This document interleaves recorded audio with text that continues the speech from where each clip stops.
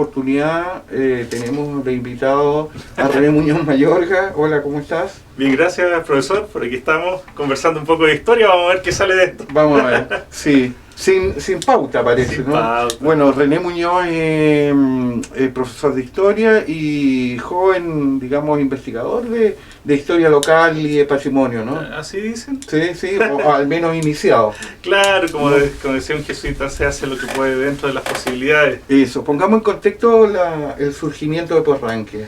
Claro, bien curioso el surgimiento de Purranque, porque nosotros tenemos que pensar en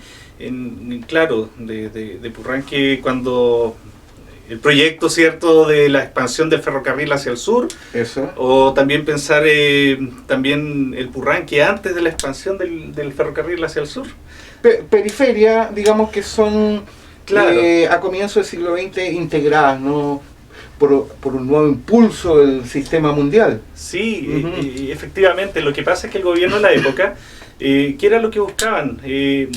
Bueno, estamos en un contexto, ¿cierto?, de desarrollo económico, está la pujanza del salitre en el norte del país, ¿cierto? Entonces, de alguna u otra manera, hay una bonanza económica en Chile. Esto también hizo que el Estado en sí empiece a tirar redes ferroviarias hacia el norte y hacia el sur. Y con la idea también de conectar Chiloé hacia el continente, de alguna manera.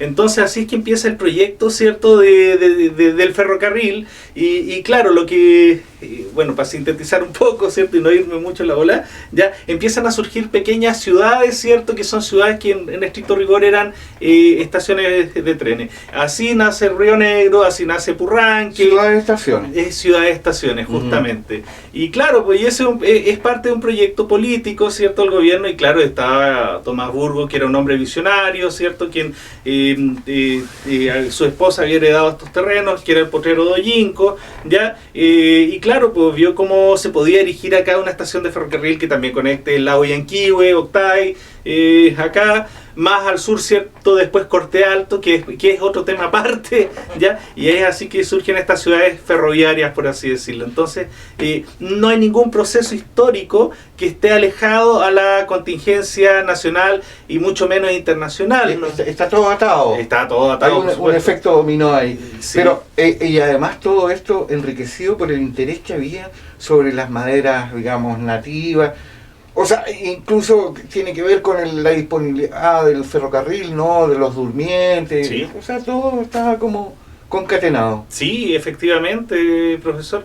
Lo otro bien interesante a abordar es que el proyecto político igual buscaba unir a Chiloé con el continente. Ajá. Entonces, por eso llegábamos a Corte Alto, una parte del ferrocarril hacia Puerto Montt y el tornamesa otra parte para Maullín. De Chiloé se conecta, ¿cierto?, vía marítima a Maullín, y en Maullín abordaban el ferrocarril y llegaban a Corte Alto, que en el fondo era un punto de encuentro, o tú seguías hacia el sur o seguías hacia el norte. Definitivamente el tema es integrar territorios, ¿no? El tema de integrar territorio, pero también está ligado mucho, por así decirlo, al aspecto económico, de desarrollo económico, ¿ya? Y es parte también de lo que se está generando en el sistema mundo durante aquel entonces, fines del siglo XIX, principios del siglo XX. Así es. Yo te iba a decir esto, mira,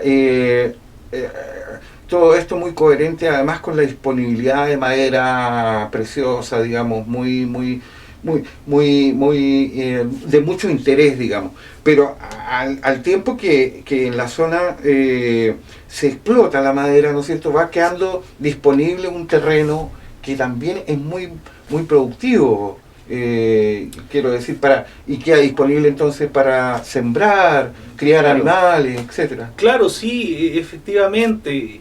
Y un poco más complejo eso, porque la agricultura fue algo que se fue dando por defecto en la región. Con la llegada de los colonos germanos en el siglo XIX, ya mediados del siglo XIX, llegan primero a la zona de Valdivia, y el proyecto político del gobierno es industrializar el país, industrializar el sur y también ejercer soberanía en este territorio. Sí.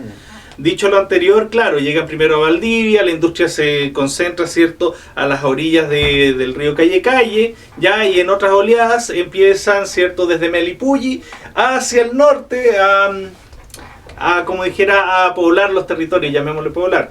Ya, para ello, cierto, se hizo una tala tipo rosa, ya que es cuando se incendian los bosques, para hacer praderas, ya, pero ojo, la agricultura es algo que viene por defecto, el proyecto era la industrialización, vale. Ya, entonces, y claro, Purranque no es parte, en estricto rigor no es parte de la colonización germana, pero sí tiene como una salpicadura, llamémoslo así, y lógicamente que la agricultura aquí se desarrolla en función de las praderas también y la explotación de la maderera. Ya cabe señalar que sí, en 1892 en la localidad de San Pedro ya estaban explotando la Alerce, una empresa inglesa, Yesquehue, por lo demás. Fíjese una cosa bien curiosa, usted, bueno, y ahí lo puede saber y lo sabe mucho, Charles Darwin anduvo recorriendo esta zona. De hecho tiene unos planos, planos interesantes. Justamente. Oye, que por lo demás, perdona que te interrumpa, está muy bien delimitado el camino real. Ah, sí. Sí. Y que era la ruta por lo demás, digamos, que en ese momento era la que se usaba, se utilizaba. Y se dejó utilizar, digamos, precisamente por el paso del tren y, bueno, luego la carretera norte-sur. Sí, aunque claro, efectivamente. Ahora volviendo al tema de Darwin y la explotación maderera, y esto son cosas que por eso decía, no sabe por dónde empezar, si es por antes de la historia, la conformación del Estado-Nación purranquino, ¿ya? ¿Sí? Y bueno, o después, a posteriori. Porque igual, por ejemplo, los ingleses tenían esta idea, eran personas que les gustaba expandir sus territorios en búsqueda de materias primas, porque estaban desarrollando la industria en Inglaterra, no tenían madera, no tenían nada, los territorios, cierto, en Europa son muy acotados, entonces empezaron a mirar a África, Asia, la India y América. Y en eso Darwin, con su afán investigador, se suma a esta travesía que hace Robert Fitzroy, cierto, en el Beagle, y claro, conoce Chiloé, conoce a Maullín, desde ahí ve cómo hace erupción el volcán Osorno, qué sé yo, pero se interna y describe muy bien los alerces acá de esta zona, del paralelo 40, 41, 42. Obviamente, claro, algunos dirán, qué bonito, pero eso también hace que, cierto, los capitalistas ingleses de alguna manera busquen dónde invertir. Claro, o sea, lo que está haciendo es generar información. Genera información, o sea, sus publicaciones, información. Y claro, pues hacia 1892 ya se habla, o sea, claro, hacia 1892 ya estaba inserta, ¿cierto?, una empresa inglesa acá que era la Yesquehue explotando alerce en Bahía San Pedro. Tenía incluso, se dice, algunos rieles, qué sé yo. Si usted va a San Pedro, de pronto ve a orilla del río que hay restos de locomóviles. Ya, el locomóvil, para que se hagan una idea, es uno de los símbolos de la revolución industrial, es una máquina a vapor que se utilizó en la empresa maderera, sobre todo a finales del siglo XIX, principio del XX. ¿Y cómo llegó el locomóvil a Bahía San Pedro? Sí, claro. Muy interesante. Bueno, que el locomóvil es el ferrocarril, digamos, transformado en maquinaria. Claro, en maquinaria, para cerrar. Claro. Bueno, efectivamente, entonces, el ferrocarril fue el gran motor de este territorio, un territorio muy rico en recursos naturales, madera, en fin. Se puede decir que el éxito de Purranque, digamos, está asociado al ferrocarril. Y entonces el ferrocarril describe un ciclo, ¿no? Desde su llegada, esta economía bullente que es capaz de desarrollar, y luego en la década de los 80 su desaparecimiento. Sí. ¿De qué manera se puede asociar a la historia de Purranque? ¿Purranque debe tener un ciclo también aparejado al ferrocarril?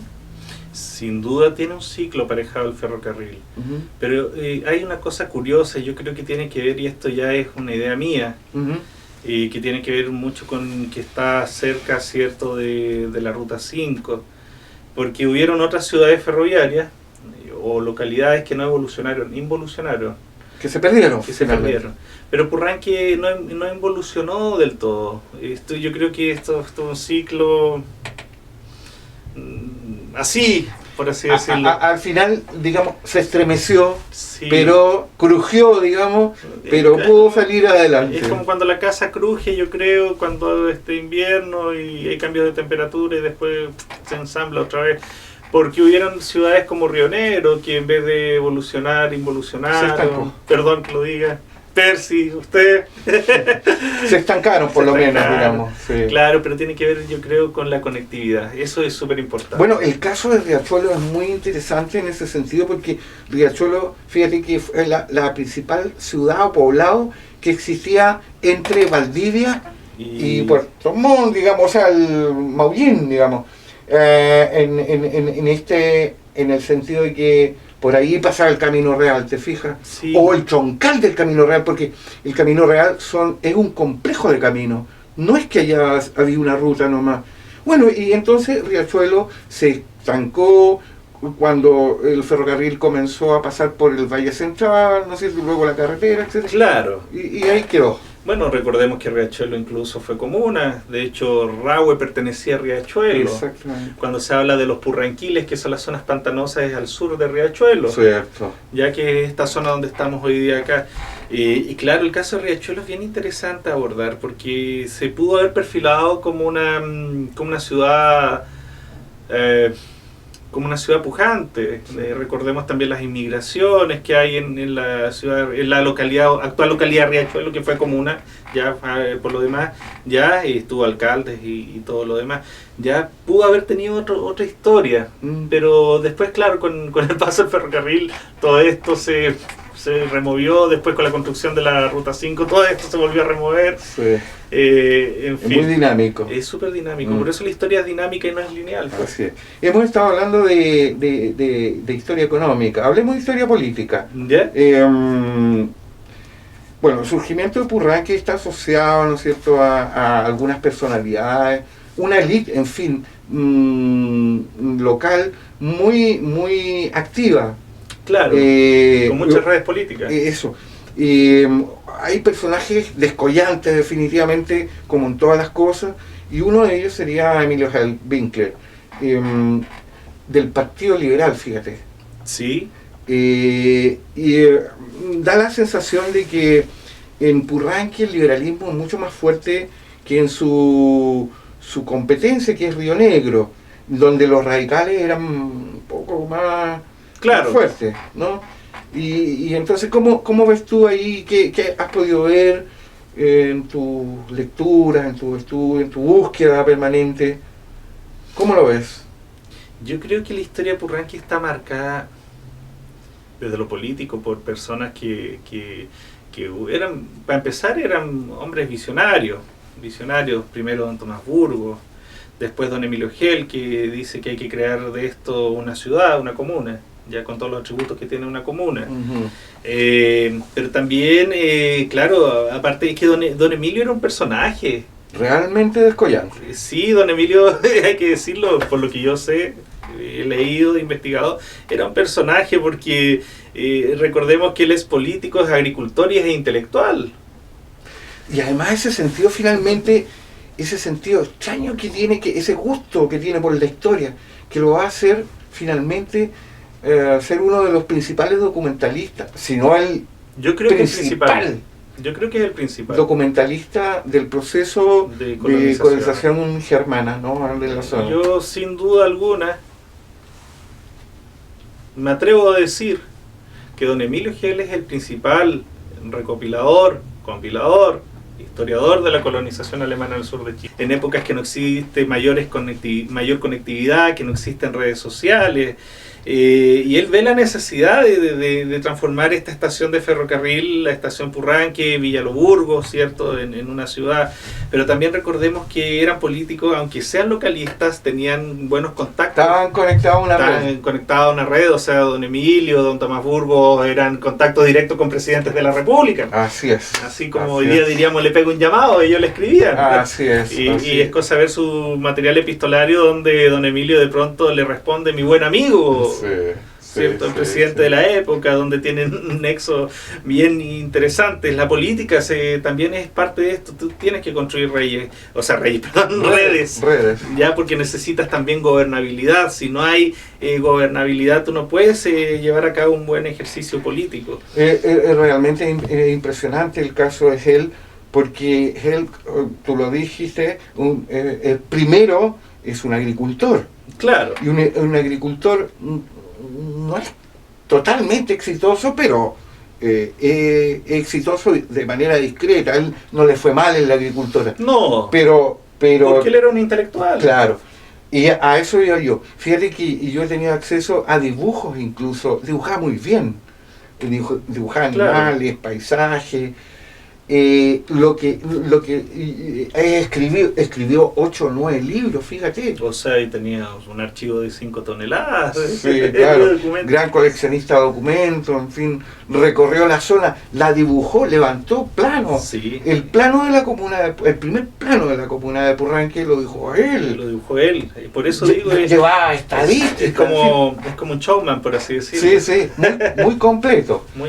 Claro, y así después tenemos las figuras de otros políticos importantes. Por ejemplo. Don Orlando Montesinos, por ejemplo. También descollantes. Claro, entonces eran personas que hoy día se extrañan un poco la política. Siempre lo digo, cuando uno mira a los políticos de antes del golpe de Estado, perdón, estamos hablando de historia, así que por favor, voy a decir, póngale nomás. Pero los políticos antes del golpe de Estado eran personas honorables, eruditas, decentes, en todos los ámbitos. No eran personas que se manejaban solo en lo político, sino que si tú le preguntabas de medicina, sabían de medicina. Si le preguntabas, no sé, de economía, sabían de economía. Es cosa del otro día estuve mirando, ¿cierto? Un reportaje de don Gabriel Valdés, ¿cierto? Que eran personas bastante complejas, independientes del partido político, independientes de la ideología política que solían tener, pero el debate era un debate de altura, ya, y ellos eran así, daba lo mismo el partido, el sector, pero a la hora de gobernar eran personas que eran bien brillantes. ¿Qué falta de esos políticos? Sí, hoy en día sí. Personas que se manejan en todos los ámbitos de la estructura social. Entonces, claro, está la figura de don Emilio, está la figura del alcalde don Orlando Montesinos, sobre todo. Montesinos era radical, ¿no? Claro. Sí. Acá en Purranque había esta pugna constante entre liberales y radicales, algo muy propio de la época. Eran las dos fuerzas principales a nivel de país, ¿no? Claro, a diferencia del sistema inglés, Chile, a fin del siglo XIX, igual que el sistema inglés, estaba dividido entre liberales y conservadores. Ya después, evolucionando un poco, ¿cierto? De los liberales y los conservadores empiezan a surgir nuevos partidos. Surge el Partido Radical, toma fuerza el Partido Socialista. Luis Emilio Recabarren, el primer diputado, que duró un solo día, ¿cierto? Como diputado, porque no quiso jurar con la mano en la Biblia, ya que él no era creyente. Ya, claro, fue el primer hombre de izquierda, comunista, que se mete al Parlamento. Pero en fin, el escenario político de principio del siglo XIX no es la excepción.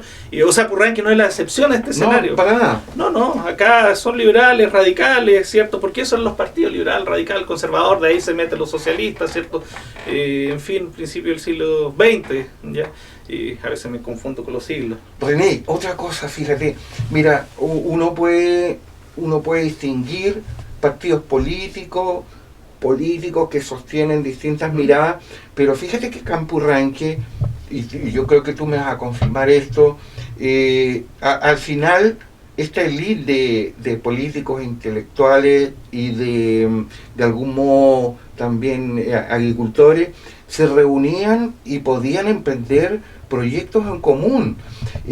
Aquí se formaron unas empresas realmente exitosas y ahí estaban todos congregados nuevamente en los directorios o dirigiéndolas. O sea, aquí hay que pensar que, claro, pero eso desde la mirada historiográfica más bien de las élites, porque también, cierto, no hemos saltado los saberes ambientales que tienen que ver con las personas comunes y corrientes, pero De este modo, claro, uno puede ver la misma red, ¿cierto? Que son los políticos de la época, están metidos en la cooperativa agrícola de Purranque, son parte del directorio del hospital, son parte del Club Purranque, ahí se reunían... ¿De la CAP?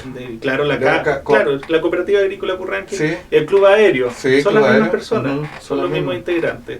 Pero eso es por el lado, ¿cierto?, de las personas que más bien... tienen que ver con el poder, ya, con el poder.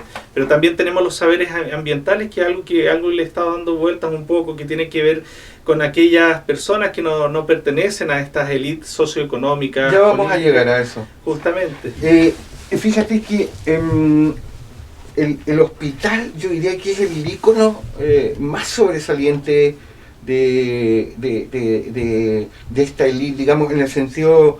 porque tiene un sentido social, es privada, es cierto, privada. Es completamente exitoso, o sí. Tiene una curva de éxito muy amplia, pero tiene un sentido social muy profundo también. ¿Qué me puedes decir de eso? Porque sí. Está pensado para la gente. El hospital justamente era un hospital particular. Sí. Pensado para la gente, sin distinción de estrato socioeconómico, donde incluso se hacían cirugías de gran complejidad para la época. La gente venía a caballo de distintos lugares, de distintas comunas incluso. Oye, dices que venía gente desde Temuco. Sí, pues. Bueno, yo he escuchado también desde Bariloche. Está la figura del Dr. Hepp, por ejemplo, ya el Dr. Timerman. Ya que son las personas, las figuras más... Fíjese una cosa, profesor, hoy día para hacer TENS, ya que nosotros las actuales técnicos, las técnicos paramédicos, antes se le llamaba paramédico, otros le decimos enfermera, hoy día, claro, vas a un instituto, pero aquí eran ellos dos, el Dr. Hepp con el Dr. Timerman, formaban, ¿cierto?, en una especie como de internado a las enfermeras, por así decirlo. Ellas vivían ahí, ya, y las formaban, pero de una manera muy compleja, ya, pasaban por urgencia, pasaban por maternidad, por medicina, ya se manejaban ellas en todos los ámbitos, podían asistir muy bien a una operación. Vamos llegando lentamente a este sentido social que tú rescatabas, ¿no? Que tú llamas ambiental. Y yo la llamaría identidad también, porque hay un tema de cruz. Fíjate que yo te propongo esto, mira, el tema del hospital, que está dirigido por una élite, ¿no es cierto? Ya sabemos más o menos quiénes son, pero que tiene este componente social que lo has subrayado ahora tú con los técnicos estos que se están formando. Sí. Tiene que ver también con instituciones como la Cruz Roja, por ejemplo. La Cruz Roja era presente en el hospital, en Purranque. Exactamente.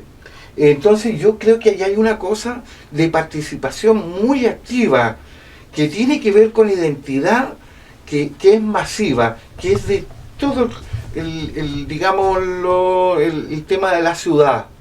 Claro. Que la gente se identifica con algo y participa. Fíjate que la Cruz Roja no se financiaba con fondos estatales. No. Hacían son los mismos bomberos. Famosas, los mismos bomberos. Son las famosas que son los bomberos, claro. Los mismos integrantes. Nada más que la Cruz Roja era mixto, los bomberos eran hombres, solamente masculinos. Y yo creo que hay una cuestión de autoestima ahí, donde la gente se cree el cuento y participa. Pero ojo, no se puede hablar de la Cruz Roja sin resaltar la figura de la matrona, la señora Berta Bunster de Fernández, quien vino de la zona de la Araucanía, ya la primera matrona y más pareció a médico. Ella en el fondo era antes del hospital era la que hacía de médico en Purranque, ya. Y ella también preparaba a las voluntarias para que sepan coser o una oreja o algo. Recordaba una anécdota, ¿cierto?, de las carreras de caballo. Primeros auxilios. Claro, entonces agarraban los viejos, sacaban las espuelas y peleaban, ¿cierto?, y llegaban a la Cruz Roja para que los cuezan, ¿ya? ¿Ya? Entonces, claro, el antecedente del hospital de Purranque es sin duda la Cruz Roja, por eso está el pasaje Berta Bunster de Fernández, ¿ya? La señora Berta le enseñó primer auxilio a las personas, entonces a las voluntarias, ¿ya? Habían hombres, y esos hombres también integraban el propio Tomás Burgos, ¿no? Sí, pues, Tomás Burgos. Pero otros hombres, por ejemplo, fueron los que fundaron el Cuerpo de Bomberos de Purranque. Eran integrantes también de la Cruz Roja, ¿ya? Primera compañía alemana, segunda compañía otomana de árabes sirios, ¿ya? Pero eran también los mismos integrantes de la Cruz Roja. Entonces hay una red, son los mismos que participan en la parroquia, en la Cruz Roja, en los bomberos. Oye, y entonces tú ya lo sugeriste, mira, la identidad se construye con aportes culturales, ¿no? Y entonces esta identidad es una identidad cruzada por distintos elementos. Claro. Desde luego, los huilliches originales, los españoles que se avecindaron. Yo llamaría criollos. Criollos, ¿no? Sí. Bueno, el aporte de las familias germanas, luego, de los árabes, sirios, en fin, todos congregados y haciendo los suyos, aportes, sí, pues, ¿no? Lógico, todos hacen un aporte acá.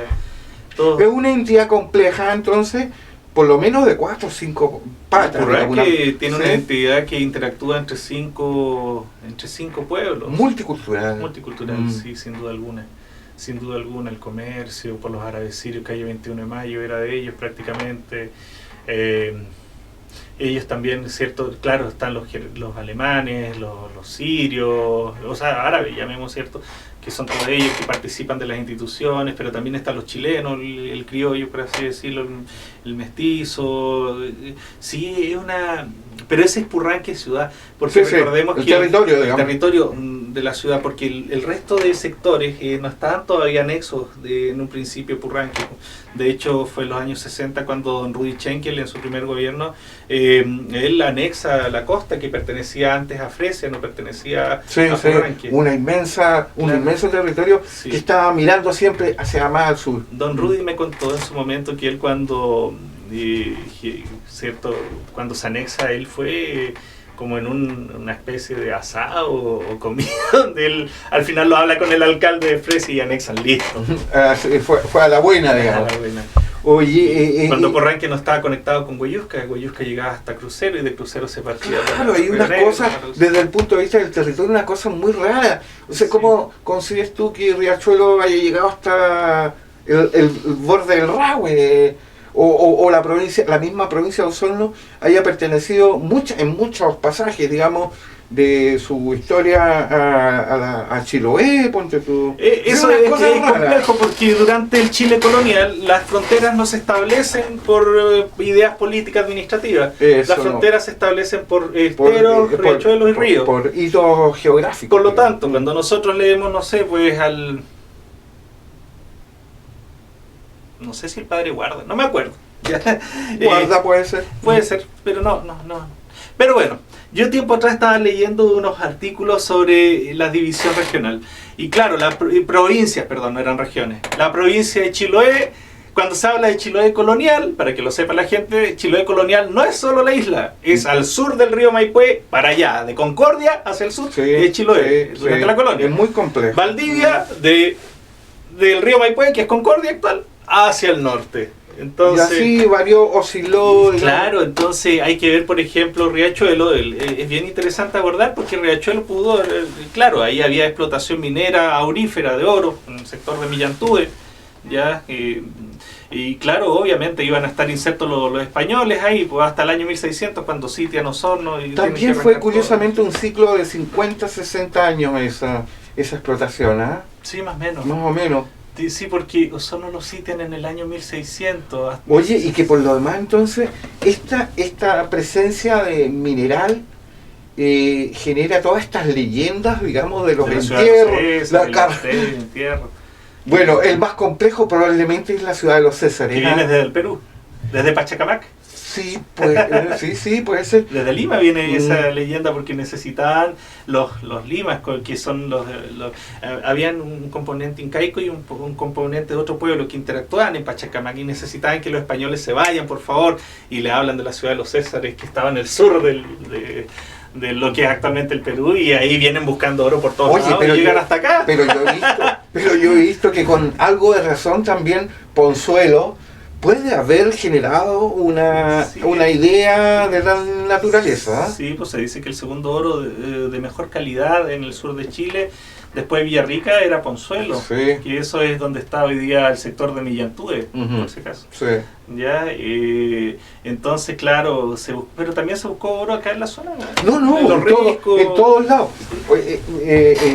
En muchos rincones, bueno, donde hay historia o leyenda sobre entierro es porque algo hay, digamos. Claro. No es así nomás. Siempre las leyendas No, tienen eso. lógico, ningún saber surge de la nada. De la nada, Partamos de exacto, esa base. exactamente. Ningún saber La surge. historia oral tiene eso, ¿ah? La historia oral Mm. tiene eso. La historia oral es una historia que se transmite por tradición en latín traditio, que quiere decir traspasar algo de generación en generación. Y que da sentido, por lo Que da demás. sentido. Sí. Oye, hablemos a identidad. propósito de esto, ¿ah? E identidad. A propósito, hablemos de la historia de la cultura. Y yo te voy a proponer para partir este dilema. En un territorio, en una ciudad, en el territorio de Purranque, donde la figura religiosa más descollante es San Sebastián, curiosamente también el crecimiento del protestantismo y de las iglesias protestantes es también absolutamente a rato incontrolable, digo yo, por la enorme cantidad de propuestas protestantes. Lo que pasa es que los misioneros protestantes hicieron un muy buen trabajo a principios del siglo XX, cuando empieza a surgir Purranque, Ujú. llegan misioneros bautistas norteamericanos a Así Purranque. es, así es. Ya. No, perdón. Sí, ¿Bautista? son norteamericanos. Sí, sé que son norteamericanos, no me acuerdo si eran bautistas o aliancistas. Pero sí, llegan misioneros norteamericanos, protestantes y lógico que se inserta, porque claro, nosotros cuando hablamos de protestantismo podríamos pensar en la iglesia luterana, pero la iglesia luterana aquí no pega tan fuerte.